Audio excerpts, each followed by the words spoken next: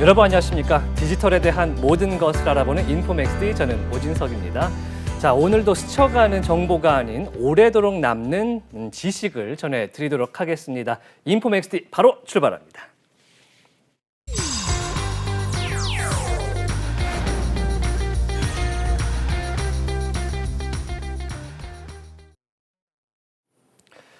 네, 수많은 정보 속에서 균형 잡힌 전문가의 인사이트를 만나보겠습니다. 인포맥스 인사이트인데요. 오늘 만나볼 분은요, 원더프레임의 김동환 대표와 함께하겠습니다. 어서 오십시오.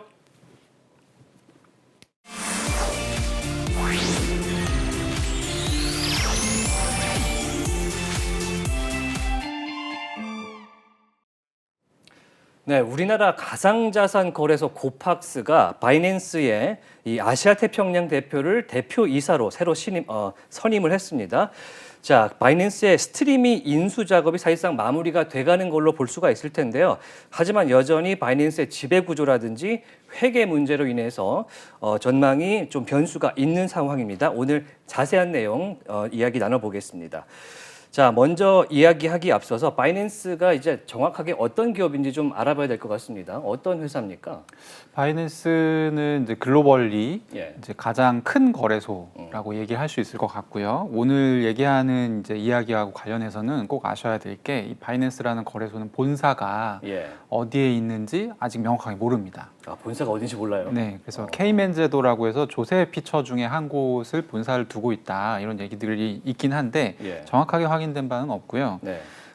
본사가 어디 있는지 모르기 때문에 보통 이제 본사가 어느 국가에 있다. 그럼 그 국가의 규제에 적용을 받는데 예. 바이낸스 같은 경우는 이제 모든 국가의 규제에서 조금 이렇게 한 발 비껴가 있는 네. 그래서 또 미움을 많이 사는 예. 그런 거래소라고 보시면 되겠습니다. 그러면서도 세계 최대의 이제 거래량을 거래량은- 자랑하는 그렇죠. 뭐랄까 중간에 좀 붕 떠 있는 또 다른 세계 같은 느낌으로 들리는데 이 전 세계 최대 거래소 바이낸스가 최근에 정말 악재들을 좀 여러 가지 만나고 있는 걸로 보입니다. 미국에서 네. 바이낸스를 규제하려는 움직임이 있는데요. 특히 이 뉴욕 금융감독청이 이 바이낸스의 달러 기반 스테이블 코인 BUSD의 발행 중단을 명령했다. 네. 이런 소식이 나왔었습니다. 이게 어떤 내용입니까? 발행 중단을 명령한 이유는 예. 그러니까 약간 바이낸스는 원래부터 이런 류의 규제를 굉장히 많이 받았던 예.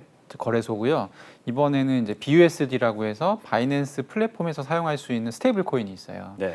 근데 그것을 이제 더 이상 발행하지 말아라라는 이제 얘기를 뉴욕 금융감독청에서 이제 지시를 내렸고 예. 내용은 뭐냐면 원래 뉴욕 금융감독청에서 팍소스라고 하는 뉴욕 소재에 있는 은행에 예. 이 BUSD를 발행할 수 있는 권한을 부여를 했었어요. 네. 근데 이게 이제 여러 가지 블록체인 중에 이더리움 블록체인에서도 ERC20이라고 하는 포맷을 통해서만 발행을 할 수 있게 해놨었는데 예.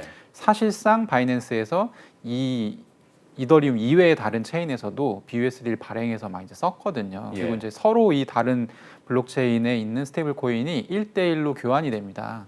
그러니까 이제 뉴욕 금융감독청 입장에서는 우리가 허가해 준 것 이외의 다른 이제 루트를 통해서 발행을 하고 있네. 이거 좀 위험하니까 약속이랑 다르다. 약속이랑 다르다. 그러니까 일단 발행 중지해봐. 이렇게 이제 명령을 내린 상황이죠. 이제 BUSD라는 것이 달러와 1대1로 이제 바꿀 수 있는 교환 가치를 지니고 있기 때문에 그렇죠. 좀 이렇게 시장을 혼탁하게 할 수 있다 이런 우려가 분명히 있었던 것 같군요. 그러니까 이제 금융 당국 입장에서는 이 돈이 어디서 나와서 예. 어디로 들어가는지를 우리가 좀 알아야 되는데 음, 허가해 준 것 이외의 발행처가 생기게 되면 그렇죠. 그 부분이 좀 애매해지게 되니까 예. 사실 이제 이렇게 된 지는 오래됐거든요. 근데 이번에 사실 그 증권거래위원회하고 같이 이제 고강도 규제가 같이 들어가면서 이번에 이제 발행 중지를 시킨 것 같습니다. 네. 예, 그거 외에도 지금 보니까 미국 법무부에서 네. 이 바이낸스의 CEO에 대한 조사도 하고 있고 뭐 기소할 것이다 이런 전망도 나오고 있는데 이거는 1인 개인에 대한 겁니까? 회사 전체에 대한 겁니까? 뭐 어떤 내용입니까? 뭐 회사에 대한 내용도 있을 워낙 많아서요. 예. 있을 거고요. 개인에 대한 내용도 있을 거고 보통 이제 그 규제 당국에서 어떤 기업을 좀 들여다볼 때 이 대주주가 어떤 사람이냐 그리고 이 안에 이제 주요한 주주들이 어떤 사람이냐. 근데 바이낸스는 아까도 말씀드렸지만 이게 이제 근본이 약간 없는 거래소다 보니까 네. 누가 뭐 어떻게 얽혀 있는지를 알 수가 없거든요. 음. 공개된 정보가 많지 않아서. 그래서 그런 부분에 대해서도 계속 금융 당국에서 이제 얘기를 했었고 요구를 했었고 내라고. 근데 안 내고 있어요. 그렇기 때문에 이제 개인한테도 사실 그 내용이 들어가는 거고 네. 법인한테도 이제 그런 규제들이 계속 들어가는 거죠. 가질 그러니까 수. 분명히 영향력은 엄청나게 큰 거래소인데 네. 어디 있는지도 모르겠고 일을 해도 약속을 어기니까 지금 자꾸 규제를 하려고 하는 그렇죠. 그런 움직임인 것 같아요. 자, 그리고 나서 지금 보면은 상품 선물 거래소에서도 바이낸스를 조사하고 있다. 지금 뭐 3중고, 2중고 엄청난데 네. 이건 또 뭡니까? 그 상품 선물 거래위원회라고 해서 예. 이제 미국의 CFTC라는 기관이 있는데요. 거기서는 말 그대로 이제 선물이나 상품, 파생 상품 특히 같은 거를 거래할 때 여기 이제 얘기를 하게 돼 있습니다. 그래서 특히 미국인이 사고 팔 때는 그런 것들을 미리 이제 등록해야 되는데 예. 그런 것들을 얘기하지 않고 파생 상품을 제공했다라는 혐의를 받고 있는 것이죠. 네, 지금 뭐 미국에서 확실히 바이낸스에 대한 규제 움직임이 커지고 있는데 이제 문제는 이 바이낸스가 네. 우리나라 시장으로 좀 눈을 돌려보면 우리나라의 원화 거래소 중 하나인 고팍스를 네. 이제 인수하겠다고 했었고 네. 지금 인수가 진행이 되고 있는 상황인데요. 네. 그러면 이제 일각에서는 해외 자본이 크니까 들어오면은 우리나라 시장이 좀 더 활성화될 수도 있지 않겠냐. 뭐 이런 내용도 나옵니다. 어떻게 네. 보십니까? 일단 바이낸스는 한 차례 우회적으로 한국에 들어왔던 적이 있고요. 네. 2020년 정도에 바이낸스 KR이라고 하는 브랜드로 이제 들어왔던 적이 있는데 그때 은행 계좌를 받지 못하고 예. 철수를 했어요. 철수를 했고 그래서 이번에는 은행 계좌를 이미 가지고 있는 거래소인 고팍스를 인수하는 방식으로 들어오려고 하는 것으로 보이고요. 예. 사실 들어오려고 하는 이유는 너무 명확해요. 왜냐하면 글로벌 시장에서 한국은 굉장히 독특한 시장 중에 하나입니다. 여기서 뭐 블록체인 엄청 활발하게 개발하고 있지는 않은데 그에 반해서 사실 이제 리테일 시장, 그러니까 소비자들, 투자자들, 일반 투자자들이 엄청 많고 또 이들이 굉장히 돈을 많이 거래하는 시장이거든요. 특이한 시장이군요. 그렇죠. 그래서 거래소 입장에서는 상당히 구미가 당길 수밖에 없는 시장이고 바이낸스 입장에서는 한번 실패한 시장에 재도전을 하는 것이 좀 부담스러울 수 있잖아요. 네. 그럼에도 불구하고 어쨌든 고팍스라는 거래소를 또 제가 보기엔 적지 않은 금액이 들어간 것으로 보이는데 예. 인수해서 다시 들어오려고 하는 것 같습니다. 이전에 한번 직접 설립을 하려다가 실패를 했고 이제 직접 설립은 아니고 이제 간접적으로 설립해서 들어오려다가 어쨌든 실패를 했단 말이죠. 네. 예. 이번에 사업자를 가진 걸 인수하려고 하는 그렇죠. 그런 네. 움직임인데 그럼 고팍스가 사실 왜 바이낸스가 고팍스를 선택했느냐라는 질문도 할 수 있긴 하거든요. 네. 고팍스가 어떤 상황이 있었습니까? 고팍스 같은 경우는 이제 원화 거래소가 한국에 5개가 있는데요. 예. 그 중에 한 곳이고 사실 원래는 4대 거래소라고 해서 이제 업비트, 빗썸, 코빗, 코인원 요 네 가지가 한 4, 5년 전부터 계속 그 이제 유지를 해오고 있었습니다. 근데 비교적 최근에 지난해에 이제 바이낸스 그러니까 고팍스는 은행 가상 계좌를 받으면서 여기 이제 5번째로 이름을 올리게 된 것이고요. 그 전까지는 거래량이 굉장히 미약했고 사실 이제 전북은행이랑 연결이 되면서 고팍스가 좀 살아나지 않을까 이런 기대가 있었는데 사실 별 거래량에서 개선이 되지 않는 네. 그래서 좀 난처한 입장에 빠져 있던 거래소이긴 예. 하죠. 그리고 작년 11월에 이제 FTX 거래소 파산 사태가 터지지 않았습니까? 예. 그 과정에서 사실 FTX 거래소와 함께 이제 좀 거래가 많았던 암호화폐 제네시스 캐피털이 이제 역시 또 이제 파산 위기를 맞았는데 여기가 그 굉장히 유명한 크립토 자산 운용사였어요. 그래서 고팍스에서 고파이라는 이름으로 자산 운용 상품을 이제 만들어서 한국에서 돈을 받아다가 네. 제네시스 캐피탈에다가 이제 위탁해서 운용하는 그런 식으로 하고 있었는데 이 돈을 통째로 떼일 위기에 처한 거죠. 고팍스가요. 그래서 이제 예. 결론을 말씀드리면 고팍스는 거래량이 좀 예상보다 많이 안 나와서 고전하고 있는 상태였고 네. 유일하게 있는 돈 버는 상품이 몽창 이제 떼일 날아갈 위기에 상황에 있었고. 놓였을 때 사실 바이낸스라고 인수 협약이 진행이 됐었고 성사가 된 것 같습니다. 네. 지금 수많은 기사들이 사실 연초부터 나오고 있는데 네. 그 이제 결론적으로 말하면 바이낸스의 고팍스 인수 어디까지 진행됐습니까? 지금 이게 좀 애매한 상태인 게 공식적인 것은 투자. 투자. 네. 그리고 그 바이낸스의 자오장펑 그 CEO가 자기 트위터에 인수 얘기를 올렸다가 지웠어요. 번복을 한 건 아니고. 그게 번복을 한 거죠. 번복을 했고요. 예, 트위터 세계에서 번복으로 봅니다. 그래서 인수했다라는 거 올렸다가 이제 지웠고, 그래서 사실상 인수라고 다들 받아들이고 있고요.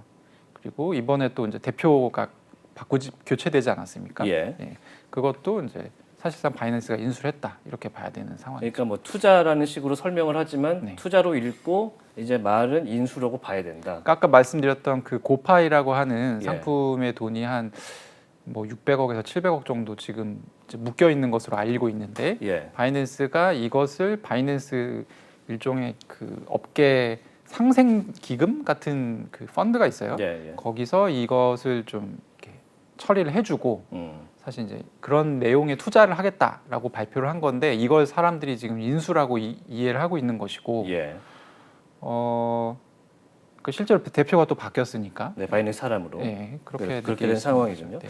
근데 사실 이제 바이낸스가 이제 고팍스를 인수를 좀 하더라도 당장에 큰 영향력을 발휘하기는 쉽지 않을 것이다, 이런 전망이 많은데요. 그 중에 이제 금융사를 인수할 때 이점 중 하나인 오더북, 매매장부 공유가 안 될 것이다. 네. 이런 얘기가 나옵니다. 현실적으로 지금 인수가 완료가 됐을 때의 바이낸스의 영향력 어느 정도로 예상하시나요? 일단 오더북 공유가 안 되기 때문에 네. 상당히 제한적이죠. 그러니까 아까도 말씀드렸지만 고팍스는 원래 거래량이 많은 거래소가 아니고, 예. 그리고 한국에서 새로 지금 막 엄청 비트코인 가격이 올라서 새로운 투자자들이 막 몰려들고 있는 그런 상황이 또 아니잖아요. 그래서 기존에 거래하던 사람들이 기존 거래소에서 원래 하던 이 습관이나 이런 예. 것들이 남아 있는 상태에서, 그러니까 바이낸스가 고팍스를 인수한 것만으로는 충분치 않고, 고팍스에서 이 사람들이 거래를 하기 위해서 뭔가 이점이 있어야 되거든요. 그렇죠. 이점을 이게 제공하기가 좀 쉽지 않은 상황입니다. 가장 좋은 게 바이낸스가 세계 1위 거래소로서 갖고 있는 어떤 그런 유동성, 오더북 같은 그런 이점들을 그대로 고팍스에 이식하는 방법이 있는데, 이거는 지금 현행법상 불가능한 상태고, 그렇다고 하면은 지금 바이낸스가 제공하고 있는 게 파생 상품, 뭐 스테이킹 서비스, 런치패드라고 해서 새롭게 이제 출시하는 프로젝트가 바이낸스 플랫폼에서 토큰 세일을 하는 그런 또 상품이 있거든요. 그런 것들이 바이낸스의 주요 상품들인데, 이거 세 가지가 다 지금 법적으로 한국에서 좀 제공하기가 어렵다. 애매한 약간 상황이거든요. 그래서 일단 단기적으로 봤을 때 영향력은 굉장히 제한적으로 보이고요. 네. 하지만 향후 시장 상황에 따라서 어떻게 풀어갈지, 바이낸스도 어쨌든 돈을 벌기 위해서 이 인수를 한 것일 거기 때문에 네. 좀 지켜봐야 되는 상황입니다. 네. 바이낸스도 사실 이제 그냥 진출하고 만족할 만한 그런 상황은 아니고, 그렇죠. 네. 이 고팍스를 통해서 이제 수익을 창출하려고 노력을 할 텐데, 여기서 이제 현실적인 제재의 문이 좀 닫혀 있다, 이런 상황으로 봐야 될 것 같습니다.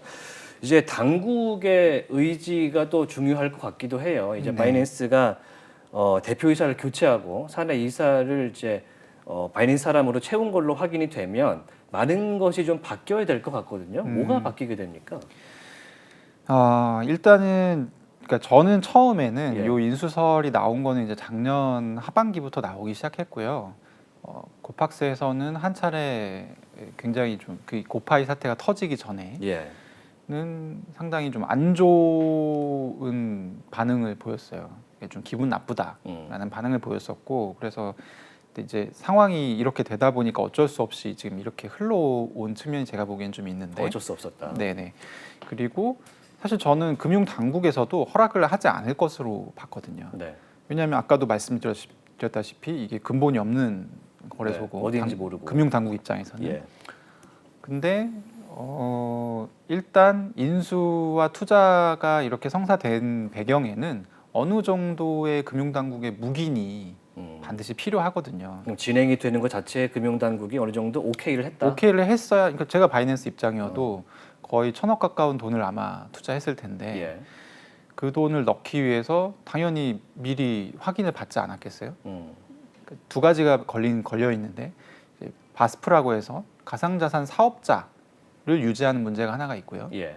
또 하나는 전북은행과의 이 커넥션, 이 가상계좌를 계속 유지하는 문제, 두 가지가 있습니다. 이거 네. 둘 중에 하나라도 빠지면 바이낸스는 사실 고팍스 인수하는 의미가 없기 때문에 두 가지가 유지가 되는지에 대해서 상당히 이게 초미의 관심사였을 것이고 예. 어느 정도 여기에 대해서 이제 보증이 됐기 때문에 이 딜이 성사가 됐다고 봐야 되거든요. 근데 최근에 나오는 기사들을 보면 금융당국 기조가 좀 바뀌었다, 분위기가 좀 바뀌었다라는 것들이 좀 느껴져요. 네, 톤이 조금 부정적인 쪽으로 돌아서지 않았나라는 생각이 드는데. 그렇죠. 그래서 이제 올해 연초부터 사실 미국의 증권거래위원회에서 엄청 강력하게 이제 바이낸스를 때리고 있고, 예.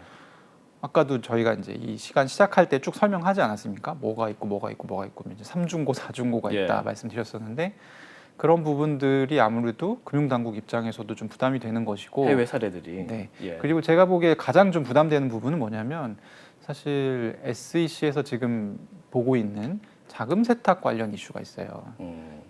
바이낸스 거래소를 이용해서 이제 북한의 해커 집단이라든지 이런 곳들이 자금 세탁을 했다라는 그런 부분이고, 사실 이게 이제 은행 입장에서는 굉장히 민감한 이슈예요. 그래서 이 부분을 좀 핑계 삼아서 좀 제동을 걸 가능성도 있죠. 이제 돈 세탁과 이제 테러 자금 지원 이런 부분에 대해서 미국 쪽에서 굉장히 세게 생각을 하는데 네. 우리 금융당국도 그 부분을 간과할 수 없을 것이다. 그렇죠. 그 부분이군요. 지금 이런 상황에서 이제 인수를 완료하기까지 변수들이 상당수 있어 보입니다. 네. 하나씩 좀 체크를 해 보면요. 일단 앞서 말씀 주신 대로 대표이사와 이사진이 교체가 되면서 그 변화 때문에 해야만 하는 서류 작업이 있지 않습니까? 그렇죠. 네, 아까 말씀하신 바스프라는 걸 변경 신고를 하는데 일단 금융당국 요거를 수리를 좀 해줘야 되지 않겠습니까? 그렇죠. 어떻게 보십니까? 이거는 방금도 말씀드렸다시피 어느 정도 그러니까 내락이 된 상태에서 사실 들어왔다고 봐야 되는데 네. 일단은 오케이 하고 들어오긴 하고 했는데 네, 들어왔는데 사실 앞으로는 어떻게 될지 알 수 없는 거죠. 일단 그거는 좀 더 지켜봐야 되는 것 같고. 그러니까 이 고파이에 묶여 있는 자금이 지금 600억에서 700억 정도 되는데 예. 여기에 뭐 절반 정도 가까운 금액이 아마도 일반 투자자들의 금액으로 일 것으로 보이거든요. 예. 그러니까 이제 금융당국 입장에서는 어쨌든 급한 불을 막은 겁니다. 이거를 바이낸스가 이제 대신 갚아주겠다라고 해주니까 투자자 얘기를 보호까지는 했으니까. 됐죠. 네, 됐는데 여기서 사실 그러면 바이낸스에 그 바스프로 줄 거냐? 그리고 그 바이낸스를 이게 고팍스, 그러니까 지금 여기 한국에 있는 건 고팍스 거래소지만 예. 사실 업계에서도 보고 있는 건 그 뒤에 있는 바이낸스를 보고 있는 거거든요. 네. 당연히 금융당국에서도 그 바이낸스를 보고 있을 것이고 사실 바이낸스는 한국 사용자들을 고팍스에서 거래를 시키는 것보다는 바이낸스 인터내셔널로 빼고 싶어 할 가능성도 있습니다. 오히려 고팍스 사용자를 인터내셔널로. 네. 예. 그러니까 고팍스를 거쳐서, 예. 그러니까 고팍스를 일종의 이제 어떤 착륙지 비슷한 거래소로 네. 이제 사용을 하는 거죠. 터널처럼 쓰겠다. 터널처럼 사용할 가능성도 있기 때문에 이 경우에는 또 외환 유출의 이슈가 있거든요. 그래서 금융당국이 사실 고심을 하겠군요. 고심을 할 가능성이 있죠. 재심사 이후에 이제 변경 신고가 안 받아질 가능성도 있을 것 있습니다. 있죠. 네. 있는 상황. 그리고 또 하나의 이슈가 지금 어렵게 따낸 원화 실명 계좌가 네. 만약에 이런 신고가 이제 불투명하게 되면은 쓸 수 없게 되지 않을 수도 있지 않을까라는 생각이 드는데요. 그렇죠. 이게 제가 아까 말씀드렸던 자금 세탁 방지 예. 이슈가 굉장히 중요하기 때문에 예. 어쨌든 지금 은행이 이제 계좌를 제공한다는 것은 여기랑 엮인다는 거거든요. 그러니까 이 부분 때문에 사실 지금 원화거래소가 5개밖에 안 되는 거예요. 네. 근데 고팍스의 본체인 바이낸스가 자금 세탁 관련한 이슈가 생긴다. 그렇다고 하면 은행 입장에서는 굉장히 몸을 사리게 될 가능성이 높고 지금 원화를 제공하는 계약 자체가 어떤 식으로 되어 있냐면 모든 거래소가 다 마찬가지인데요. 네. 갱신하게 되어 있습니다. 갱신이군요. 네, 특정 기간이 지나면 갱신하게 되어 있는데 이 갱신 그냥 안 하면 되는 거거든요. 예. 그래서 이런 부분들이 여전히 미지수로 남아 있는 상황. 그럼 지금 키를 쥐고 있는 곳은 사실 바이낸스보다는 이제 금융정보분석원인 FIU와 전북은행의 실명 계좌 이렇게 볼 수 있는데 어느 쪽이 좀 더 비중이 좀 더 큰 쪽인가요? 이게 아무래도 이제 금융정보분석원은 금융위원회 산하에 있는 것이고 예. 금융당국 밑에 있는 것이니까 결국에 그리고 이제 전북은행도 금융당국의 어떤 이 가이드라인을 따라갈 수밖에 없는 상황이잖아요. 네. 그래서 이제 금융 당국의 입장이 총체적으로 어떻게 결정되느냐가 중요하다고 볼 수 있습니다. 네, 확실히 지금 당국에서는 부정적인 기류가 좀 흐르고 있는데 현실적으로는 좀 지켜봐야 되는 상황이다. 그렇게 볼 수 있을 것 같습니다. 자, 그런데 이제 바이낸스가 들어왔을 때 네. 어떤 분들은 또 이런 얘기를 합니다. 현재 우리나라의 가상자산 거래소는 업비트가 거의 다 하고 있기 때문에 이 시장을 좀 바꾸지 않겠느냐. 이런 얘기도 하긴 하거든요. 어떻게 네. 생각하세요? 그러니까 아까도 말씀드렸지만 그 이익을 제공해줘야 됩니다. 그러니까 지금 잘 쓰고 있거든요. 업비트를 잘 쓰고 있는데 내가 지금 바이낸스 거래소에서 쓴다, 혹은 고팍스에서 사용한다라고 했을 때 거기에 뭔가 메리트가 있어야 돼요. 그걸 제공해줄 수 있느냐, 내가 효익을 느껴야. 네, 없느냐인데 바이낸스라는 거래소가 글로벌리 이렇게 커진 이유는 규제를 안 받기 때문에 커진 측면이 있다는 거예요. 그래서 파생 상품도 자유롭게 운용할 수 있는 거고 한국에서 바이낸스 사용하는 뭐 저 포함해서 많은 사용자들이 왜 쓰냐면 한국은 파생 상품이 없거든요. 그러니까 어쩔 수 없이 이걸 쓰려면 바이낸스에 가서 쓸 수밖에 없는 거예요. 근데 이런 부분들을 고팍스에서 제공해 줄 수 있느냐. 근데 그렇게 제공해 줄 수 있을 가능성이 그다지 현재로서는 높지 않다. 이제 마지막으로 잠깐 하나만 더 여쭤볼 텐데요. 네. 투자자들 얘기도 좀 들어봐야 될 것 같아요. 사용자들은 이 바이낸스의 인수권에 대해서 좀 어떤 분위기입니까? 환영을 합니까? 사실 별 생각이 없습니다. 별 생각이 없군요. 예, 왜냐하면 이 사람들 입장에서는 제일 중요한 게 돈을 벌 수 있는 기회를 새롭게 제공하느냐. 예. 이게 굉장히 중요한데 현재로서는 이런 부분에 있어서 윤곽이 드러난 게 전혀 없기 때문에 뭐 지금도 업비트 통해서 바이낸스 얼마든지 갈 수 있고요. 그런 측면이 좀 있어서 이거는 바이낸스에서 사업을 어떻게 짜느냐가 굉장히 중요한 그런 상황이라고 봐야 될 것 같습니다. 네, 오늘 내용 좀 정리를 좀 해보자면 이제 바이낸스가 우리나라 원화 거래소 고팍스를 인수하는 데 있어서 현재 서류 작업이라든지 이런 것들의 제2 심사가 좀 필요한 부분이 있고 또 실명 계좌가 전북은행으로부터 계속 제공이 될 것이냐 이 부분도 쟁점이 될 것 같은데 투자자들은 아직 별 생각은 없는 상황이다. 네. 네, 이렇게 보면 될 것 같습니다. 저희도 좀 지켜봐야 될 것 같습니다. 자, 오늘 원더풀엠의 김동환 대표와 함께 바이낸스 이슈 점검해 봤습니다. 고맙습니다. 파도가 한번 들이치면은 와르르 무너져 버릴 수밖에 없습니다. 이것만 알고 있으면 괜찮았을 텐데 블록체인이 처음인 여러분 지금 주목하세요. 비트코인을 필두로 해서 블록체인 기술을 활용한 가상화폐 시장이 어마어마하게 커지고 있습니다. 개인이나 기업들은 가상화폐를 신규로 발행하기도 하고 전 세계로 유통하기도 하면서 새로운 경제 논리를 만들어내고 있습니다. 블록체인 분야에 오래 활동하면서 초보자들이 어려움을 겪는 모습을 참 많이 봤습니다. 얼마 전 있었던 FTX 사태처럼 거래소를 과신해서 거래소에 많은 돈을 넣어뒀다가 큰 피해를 보신 경우도 보았습니다. 코인을 잘못 전송해서 금전적 피해를 보신 경우도 있었고요. 거래소에서 입출금을 할 때 네트워크 선택을 잘못하셔가지고 힘들게 복구하신 경우도 종종 보았습니다. 또 어떤 경우에는 지갑 보안을 잘 모르셔가지고 해킹 또는 피싱을 당해가지고 큰 금전적 피해를 보신 경우도 많이 봤습니다. 그래서 이 강의에서는 이러한 일들을 피하고 이겨내기 위한 기본기를 가르쳐 드립니다. 여러분, 강의를 볼 시간이 없으시다고요? 하루에 1시간씩 딱 일주일만 투자하십시오. 블록체인의 정확한 개념을 머릿속에 그려낼 수 있을 겁니다. 초보자들을 위해서 기초와 실전을 융합해서 구성했습니다. 첫 번째, 쉬운 개념 설명입니다.